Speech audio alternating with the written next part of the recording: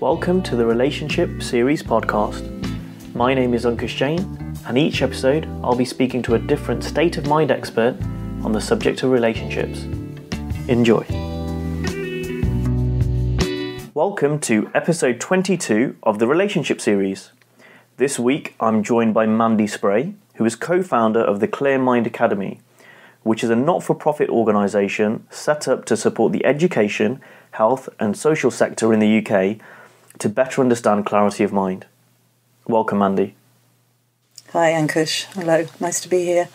Yeah, it's great to have you on board. So, for those of you listening, Mandy and I met, I think, just over a year ago when I attended a training course in England, and then, or actually, we spoke on the phone, but we didn't end up meeting, and then Mandy and I have been training together for several months, doing some trainer training.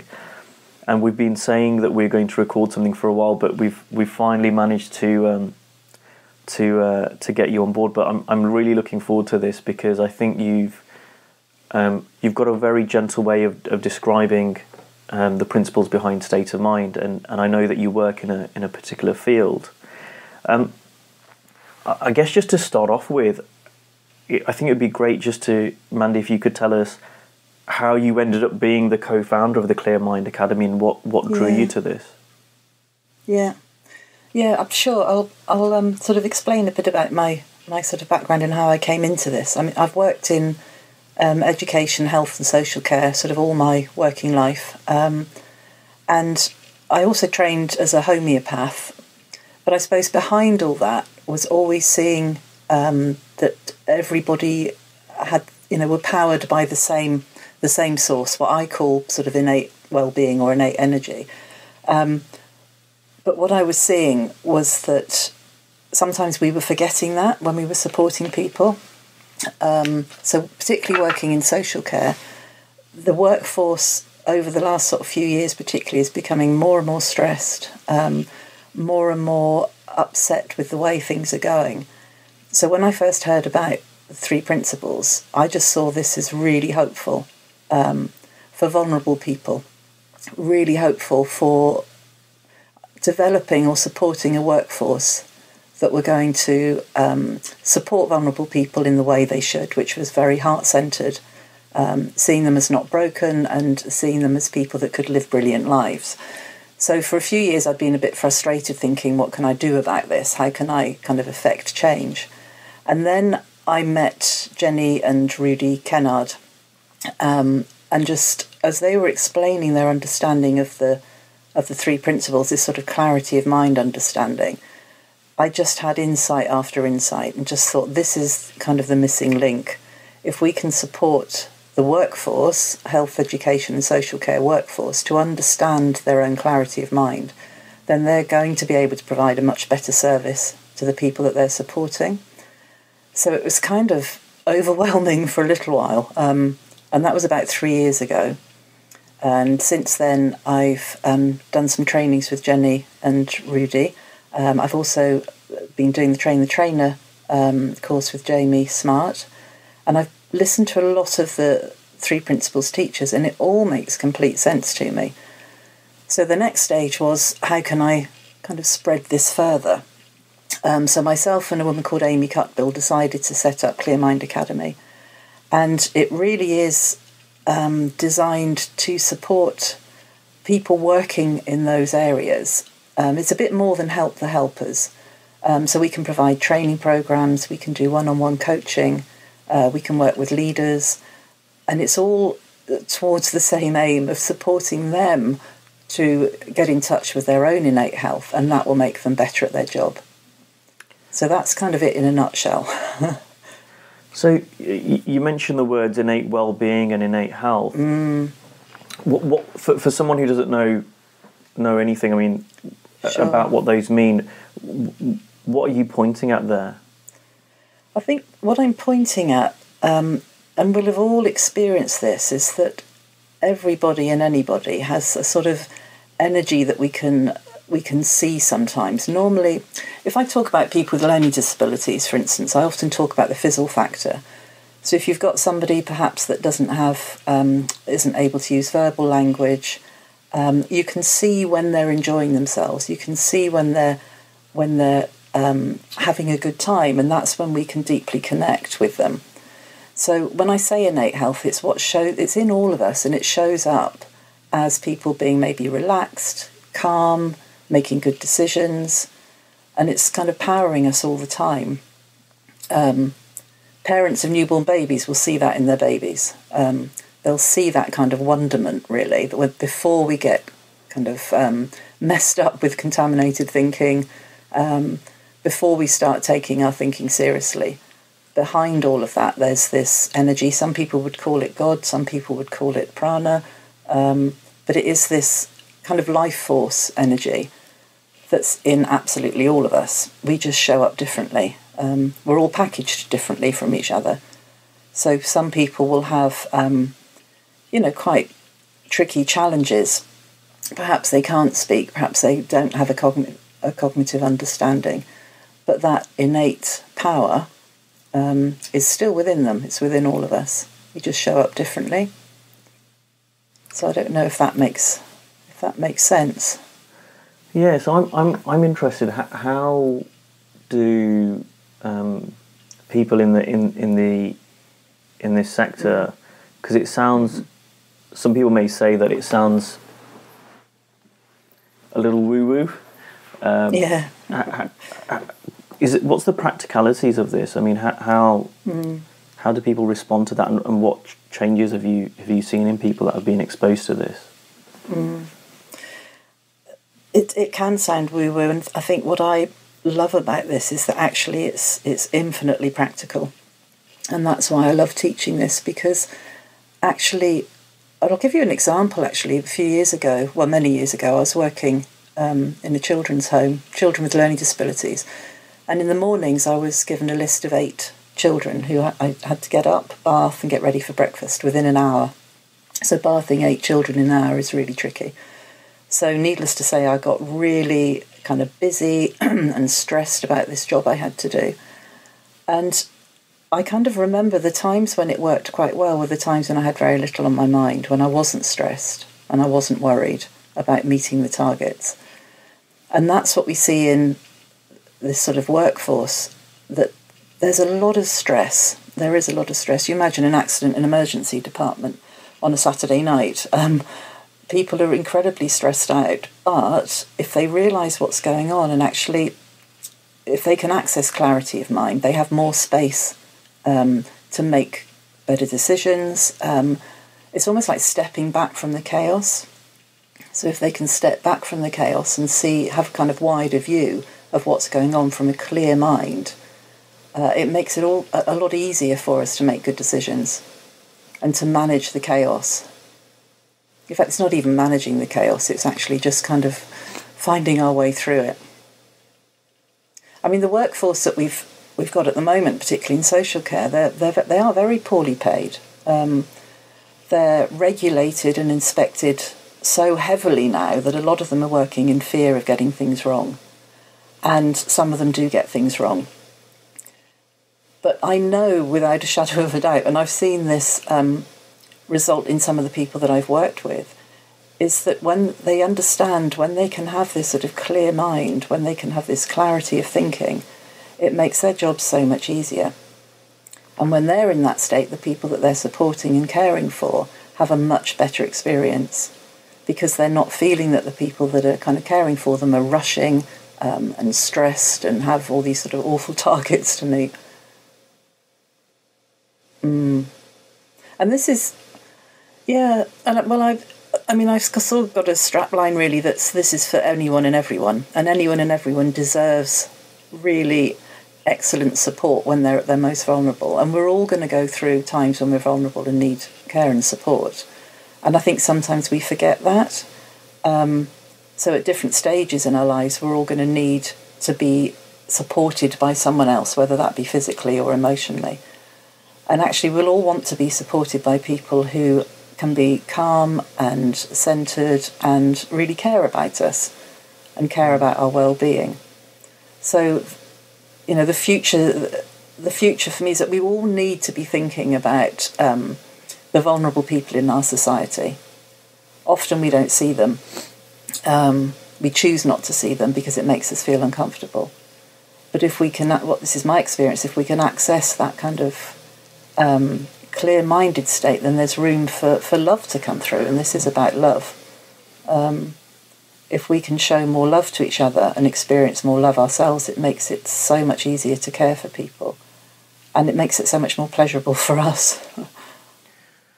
So Mandy and I, we both live in the UK, and for people that listen to this abroad may not know this, but I know in the social care sector there have been a number of what the media have called scandals in recent years about social workers apparently not doing their job, or failing families or failing children that have been in atrocious situations and sometimes led to death and stuff. And what I'm thinking about, Mandy, is that when I read the papers and when I see those scandals, we never hear about people saying they're going to support social workers. Yeah. In fact, the stock answer seems to be that we need to put more pressure on social workers, and we need to, this is where they've let down people. And you're probably the first person I've heard of that said, no, we need to support those people, because if they're in a better state mentally, they're more likely to support people that need help, the vulnerable in society. And I've never thought of that before, but now that you say that, it makes a lot of sense. It is common sense. It is complete common sense, and there's some fabulous work going on. I know Chantal Burns is working with some social work consultants. Lavinia Moore is doing some excellent work, again, with social care. And what they're showing, they're doing the research, they're showing that an enormous number of social workers, and social workers are a good example, are off on long-term stress-related sickness, and it's just kind of accepted now. Part of it is because their caseloads are so enormous, and also there's a lot of fear in being a social worker.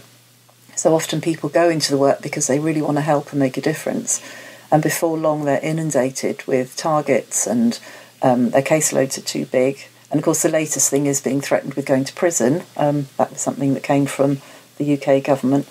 So people are on long-term sick, maybe 50% of a team, which means all the cases have to be picked up by the remaining social workers, so their caseloads increase, and you can just see the picture. So what we're finding is that by supporting people to access clear-minded thinking and to access that kind of calm, resilient state, to have the opportunity to tap into that common sense and wisdom, they're less likely to go off sick, they're more likely to support each other, so their caseloads reduce, and it's got to be better for everybody. So, the research is being done, and it's there for everyone to see. So it does make complete sense. I want to actually bring up another example. A lot of people don't realise this, but there are people in this country at the moment who have maybe autism and what's called challenging behaviour, who are in treatment and assessment units, and these places are kind of designed to assess and treat people, but often that doesn't work very well, and we've had a few deaths over the last couple of years, which is an absolute tragedy. So that workforce need support to do their job properly, and some people would say, actually, no, they don't, they just need to be sacked. And obviously, there are rules and regulations in place to protect people, but it's more than the rules and regulations. It's about developing a heart-centred workforce. And if they're working from compassion and love, then it won't make sense to them to actually be neglectful or abusive to the people that they're supporting. Do you, so just to challenge that, you said some people say that they should be sacked, and I guess that this is can be a hot topic for certain people. Sure. And I suppose it just applies to wider places. It could be applying to any challenging environment, but especially this can be a hot topic. Do you believe that this is the only answer, that if people have or in a better space mentally, that they their behaviour changes, or is there a space for skills and sometimes just some people just aren't very compassionate? Yeah. I think there's absolutely a place for the skills as well, definitely. I think people need to be professionally trained and they need to be supported. But behind all of that, we need to be supporting a workforce that are compassionate. And if that, to me, is the foundation. And on top of that foundation, we add things like the skills and the professional development. And the workforce definitely needs supporting. They don't need frightening. They don't need to be scared to challenge each other. They don't need to be scared to challenge themselves. So the workforce that I'm wanting to see in the future is a very highly skilled, trained and professional workforce who all come from this place of clear-mindedness, this place of compassion and love for the people that they're supporting. Does that answer your question? Yeah. And Mandy, what I'm curious about, we live in, and I'm sure in other countries as well, we've got an ageing population. Sure. And, there might be people who are listening who are caring for parents or for other elderly people and are full-time carers. And what would you suggest for people like that who aren't professionals, who don't have the training, who also don't have the support, and they may be struggling to look after an elderly person, or in fact, if someone's in care themselves and are struggling, what can they do? Yeah, I mean, I'll sort of talk about the first group really. That from personal experience as well as professional experience, when my dad needed an awful lot of care, and my mum's became quite isolated and quite frightened and needed to connect. And this is about the connection. I think the more we support people to connect with each other, the better. Tony Arribas has got a Facebook group called Caring from the Inside Out, which more and more people are joining, and it's just a safe place for people to go and support each other and be supported to understand that the panic and the fear that they're feeling feels as if it's in response to their awful situation, but still behind that is clarity and wisdom.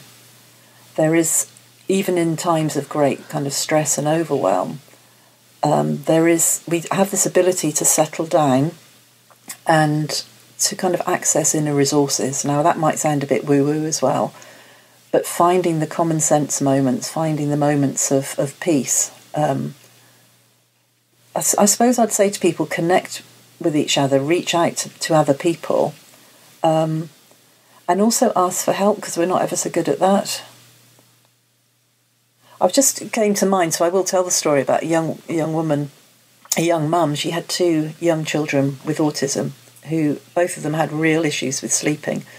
So her sleep pattern was all over the place, as you can imagine. But she was quite young, quite glamorous, and I met her at one of the schools at a parent evening. And I said to her, "You're looking fab, what's going on? The children sleeping better?" And she said, yeah, things are a lot better. They're now sleeping. I can get a good night's sleep between the hours of 12 and 3:30. So this lady was getting 3.5 hours sleep a night. And she saw that as a real gift. And she was actually really enjoying life. She wasn't seeing it as an issue. She wasn't seeing it as a problem. Now, to me, that would be unimaginable. But she managed to see the kind of joy in what was happening. To a lot of people, her life would look really, really difficult from the outside. But actually, she was, she managed to see the peace in it, if that makes sense.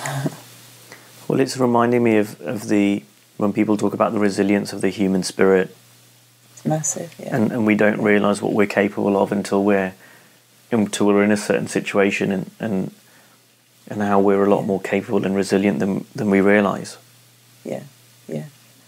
And I think that's another thing for carers, is to point that out to them in a very gentle and loving way, that actually, this isn't about you, you're not broken, you're doing an amazing job. So we need to offer people a lot of reassurance and hope, as well as practical support. It's even things that, living opposite me is a little old lady who's very lucky to have her daughter living around the corner. But I go and visit her sometimes, Bridie, her name is. And I tell you, it's the highlight of my month. She's probably in her early 90s, and she's just such a pleasure to be with, that I actually come away feeling kind of re-energised from being in her presence, because she's pure spirit. And here we go again, being woo-woo, but I can feel the love from her. And I think if we open ourselves up to connect with people that we might normally just pass in the street, there are so many opportunities there. You know, actually stop and talk to the guy that's asking you for money in the street. Actually stop and talk to somebody who's trying to sell you something that you don't want. If we connect on a different level, the world will be a much nicer place.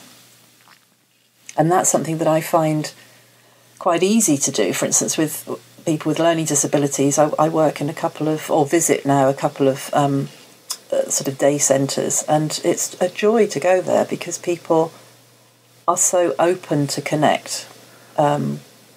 Often their minds aren't cluttered with rules and regulations and etiquette and all those sorts of things. So actually, you're meeting somebody on much more of a human level, spiritual level.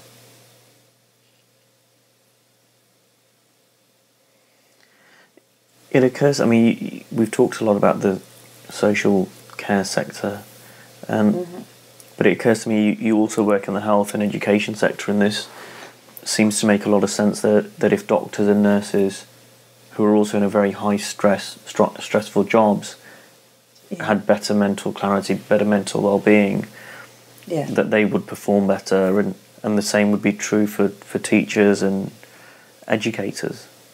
So much better, yeah. And again, there's some good work happening. But I think I'd love to see this as just part of recruitment and induction, particularly induction. If everybody working in health, education and social care had access to this understanding of the fact that a clear mind not only makes us better workers, but makes us happier with life, when we can access that. So when we've got, I don't know, for instance, in nursing, when you've got sort of 10 people that you need to be looking after, and you've got carrying all 10 of them around in your head, trying to work out what order to do things. If we're thinking about number 10 at the moment, we're not truly present with number 1, if that makes sense. So often we think the only way to solve problems is to really give them a lot of thought attention, when actually it's often safe to not think about them for a while, to park things. And that gives us space and clarity to focus and be present on the job in hand. So definitely, I mean, the stress levels amongst health workers, doctors and nurses is enormous. The suicide rate amongst workers in that sort of field is a high. And it just shows to me that we're not actually looking after our caregivers. So there's a radical change needed, I think, and I'm not sure what that will look like. But step by step, if we start connecting with people, and there's also a real life, issue that we shouldn't be employing people who aren't cut out for caring for others. So that's a very practical level, and some people listening to this, that might be what they're focusing on. Let's stop abusers being around people who are vulnerable and in need of their support. So there's a lot of, this understanding can go into the whole sector. And I'm not sure why it's not yet, because it's common sense, as you say. If the helper's feeling good about themselves, they're going to provide a better service. Yeah, my background's kind of been in more the corporate arena, and it's interesting because I know more and more in that arena as well. There's a lot of talk around stress and mental well-being, more so than there's ever been before.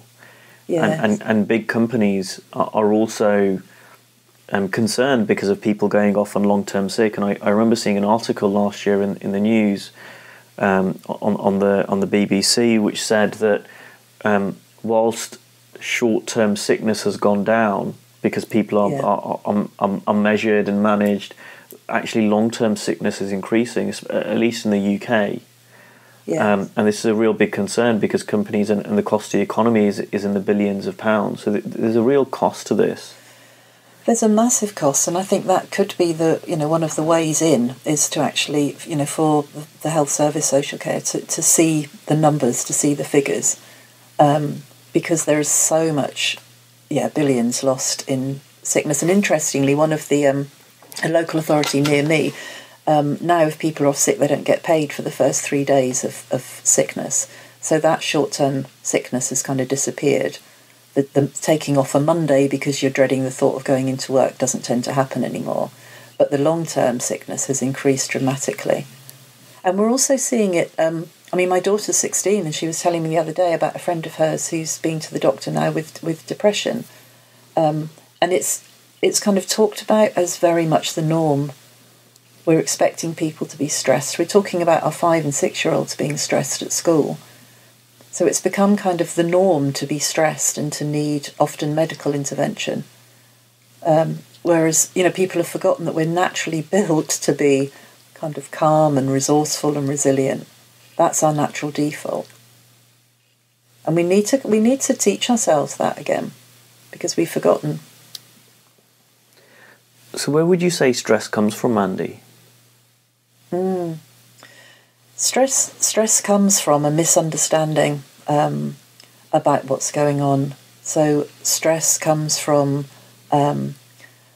we think it's from the outside, but it's or something that's happening to us. So, for instance, if I'm a nurse and I've got a long list of patients to look after, I think the stress is coming from that long list, where actually the stress is coming from my thinking about that long list. I've kind of it's what I kind of make up about that list. And often stress comes from us not being present. So not being in the moment, being with what's happening to us now. We're stressing about something that hasn't even happened yet and might not happen. So a lot of stress today people think is coming, or it appears to be coming from worry about what's going to happen. Whereas in fact it's not coming from the thing that's going to happen, it's coming from a misunderstanding. I hope that makes sense. So would you not say certain jobs or certain situations are more stressful than others? Well, it seems like that, and I can understand why people would think that is the case. But no, I'm thinking about my situation. Of course I can get stressed about things, and I think the stress is being on this podcast with you. I could see that as being really stressful, but actually it's a neutral event. If there is any stressful thinking about that, it is just me making up something about the podcast. Yeah. Yeah. So somebody might think, I don't know if they're. We can all think of situations where we think, well, if this happened, that would be really stressful. So if I don't know, fell down the stairs in a moment and broke my leg, that would be really stressful. But again, it would be all the thinking around it that would cause me the stress. It's not the actual event. Yeah. So can I tell you a quick story about a young man? He was 14, had severe learning disabilities and autism.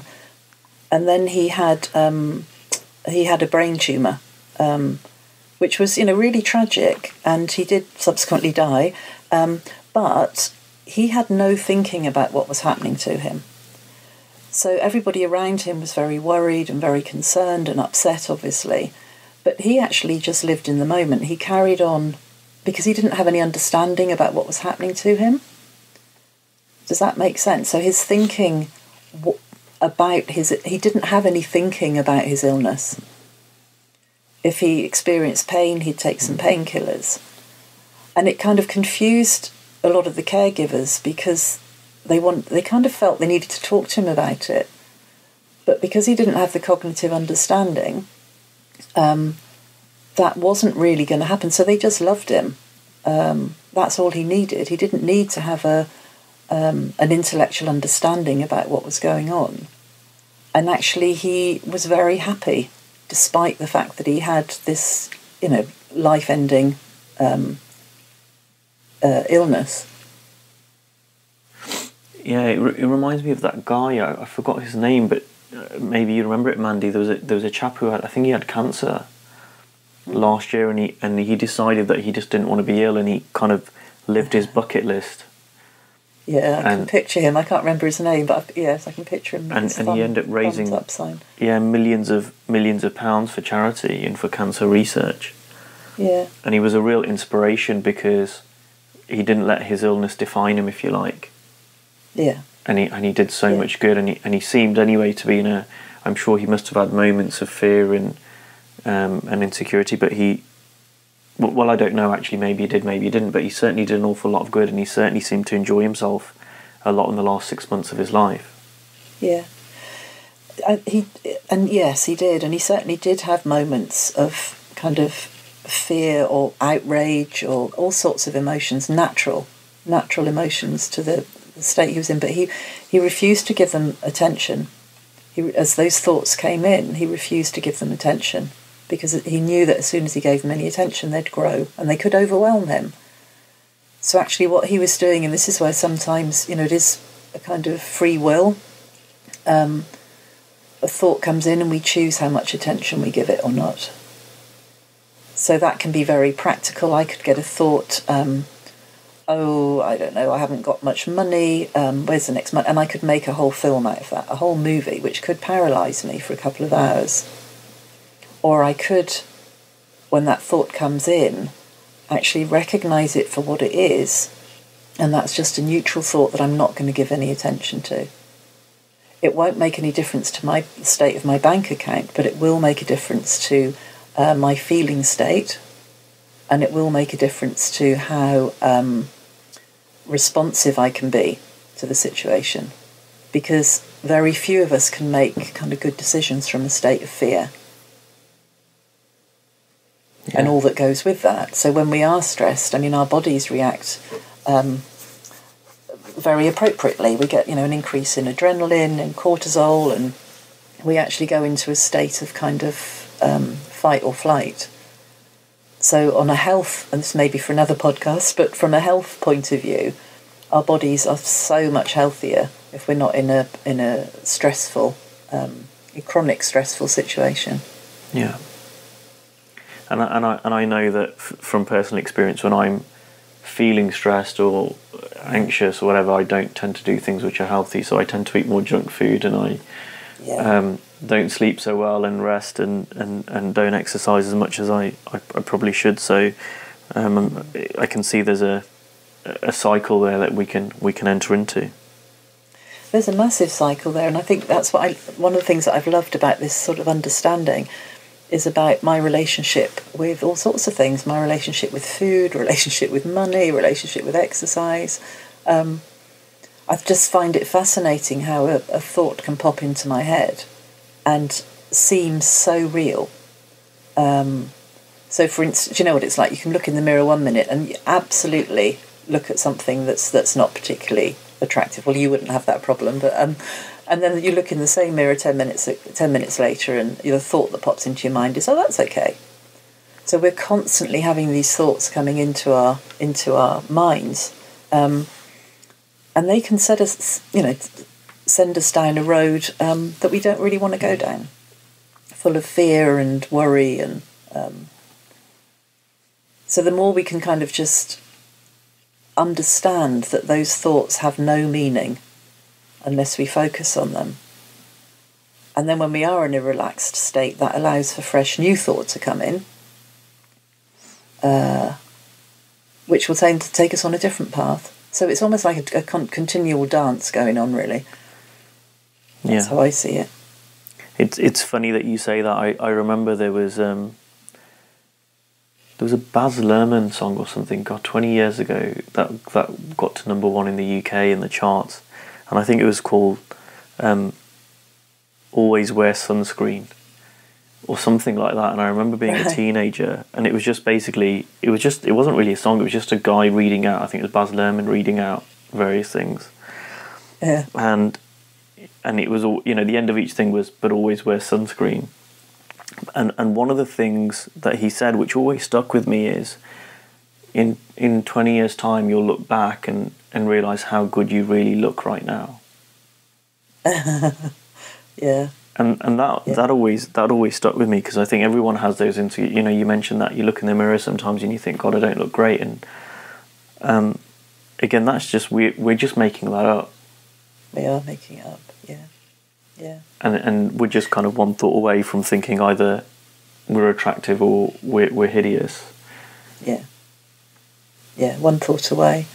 And I think that goes back to what you were saying just now, really, and this really isn't to make light of anybody's situation, because some people are in really difficult situations, carers, and it's not to make light of that, but it's to say there is some hope, that by understanding, it could be absolutely real. I mean, with my dad, it was absolutely real that he was, going to die.